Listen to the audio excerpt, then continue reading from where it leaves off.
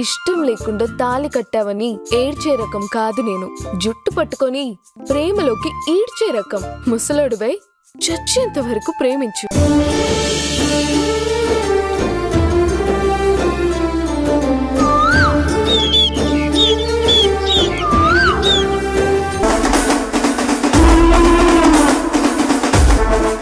పంకజం, ఒకసారి బయటికెళ్ళి రావాలి, వెళ్ళొస్తావా?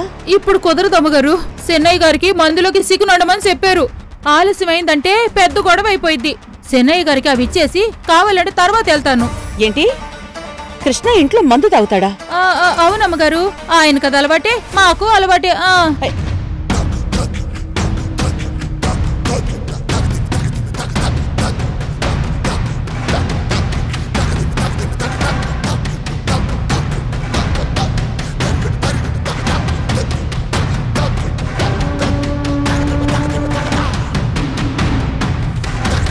కృష్ణ, ఏంటిది? అసలు నువ్వేం చేస్తున్నావు నీకు తెలుస్తుందా? ఇది ఇల్లు అనుకున్నావా, బార్ అనుకున్నావా? అడుగుతుంది నిన్నే, సమాధానం చెప్పవేంటి? అదేంటి, నీకు సమాధానం చెప్పాల్సిన అవసరం నాకు లేదు. పో. చెప్పాలి, చెప్పి తీరాలి. ఎందుకంటే ఇక నుంచి ఈ ఇంట్లో మందు తాగడం, అర్ధరాత్రి దాకా బయట తిరిగి రావడం కుదరదు. ముందు దరిద్రం అంతా తీసి అవతల పారే. ఏంటి పడేసేదే? అంటే నువ్వు చెప్పగానే భయపడిపోయి చేతులు కట్టుకుని అలాగే అంటూ తల ఊపలా? అది ఇంపాసిబుల్. ముందు తీస్తావా లేకపోతే నేను తీనా? తీయను, ఇలాగే తాగుతాను, నా ఇష్టం. అయినా నువ్వేంటి నా మీద పెత్తనం చలాయిస్తున్నావు? నన్ను కంట్రోల్ చేసే అధికారం నీకు లేదు. నాకే ఉంది, ఎందుకంటే నువ్వు నా కొడుకువి, ఇది నా ఇల్లు, నేను చెప్పినట్టే నువ్వు నడుచుకోవాలి. ఏంటది? ఇది నీ ఇల్లా? ఇది నీ ఇల్లు ఎలా అవుతుంది? ఇది నా ఇల్లు, నేను ధర్మతేజ కొడుకుని. నువ్వు ధర్మతేజ గారి కొడుకు కాకముందే నేను ఆయన భార్యని. ఈ ఇల్లు నీది కావడానికి ముందే నాది. కాబట్టి ఇక్కడ నేను చెప్పినట్టే నడవాలి, అర్థమైందా? ముందు తీస్తావా లేదా నన్ను తీసేయమంటావా? బాటిల్ మీద చెయ్యేస్తే ఊరుకోను, చెప్తున్నా. నువ్వు చెప్తే నేను వినాలా? ఇవ్వరా? నా చేతిలో బాటిల్ లాగేస్తావా?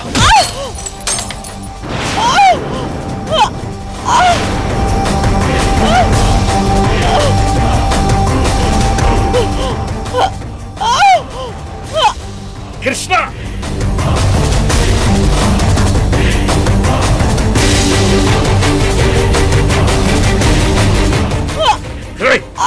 కృష్ణ, ఏంట్రా నువ్వు చేసిన పని? నీకేమైనా బుద్ధుందా? మనిషివేనారు నువ్వు?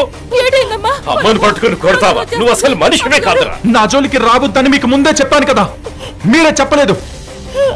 అయినా నా ఇంటికి వచ్చి నా మీద పెత్తనం చలాయిస్తుందేంటి? ఆవిడికి అధికారం ఎవరిచ్చారు?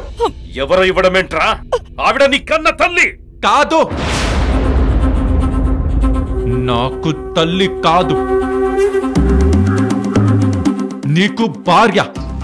ఇంకా చెప్పాలంటే నీకు అనరా? ఇంకా అను. ఆగిపోయావే? సంస్కారం లేనివాడివి, ఏమైనా మాట్లాడతావు. అనరా? తల్లి దూరమైంది కదా అని మిమ్మల్ని నెత్తిలో పెట్టుకుని చూసుకున్నాను కదా, నేను ఇలాంటి మాటలు పడాల్సిందే.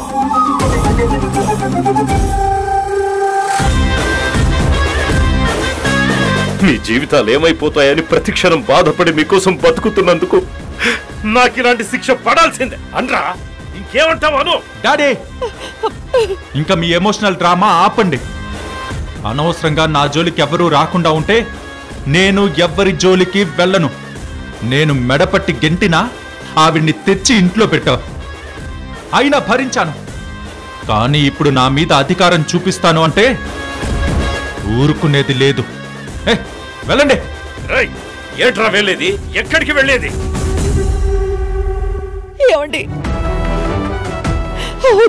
వద్దండి, మీరు ఆవేశపడకండి. మందు తలకెక్కుంది, మీరేం చెప్పినా పట్టించుకోలేడు.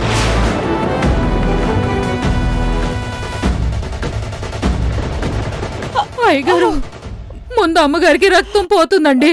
రండి అయ్యగారు, మీరు రండమ్మా.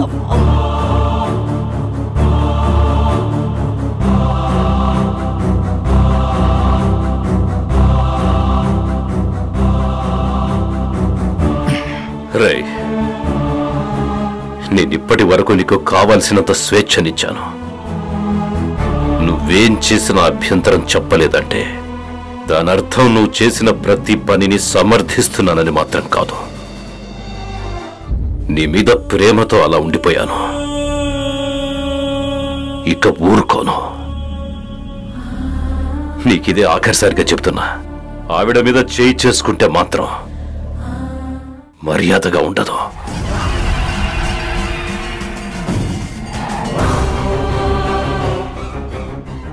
డాడ్,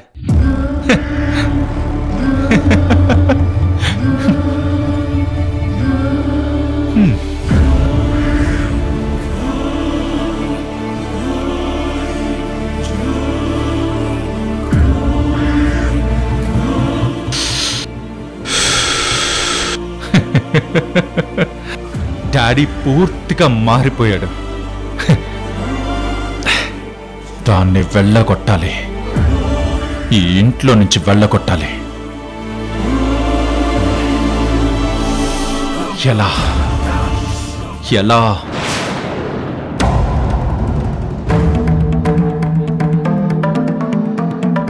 సిస్టర్, హాస్పిటల్కి తీసుకెళ్దామా? అవసరం లేదు సార్, డ్రెస్సింగ్ చేశాను. భయపడాల్సింది ఏం లేదు, తగ్గిపోతుంది.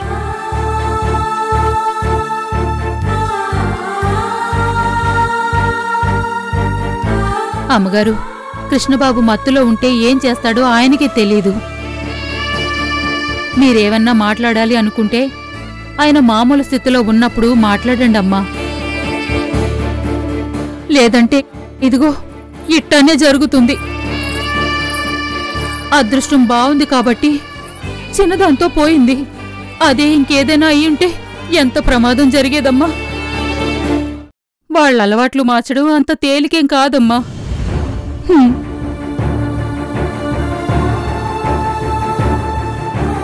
నన్ను క్షమించు రాణమ్మా.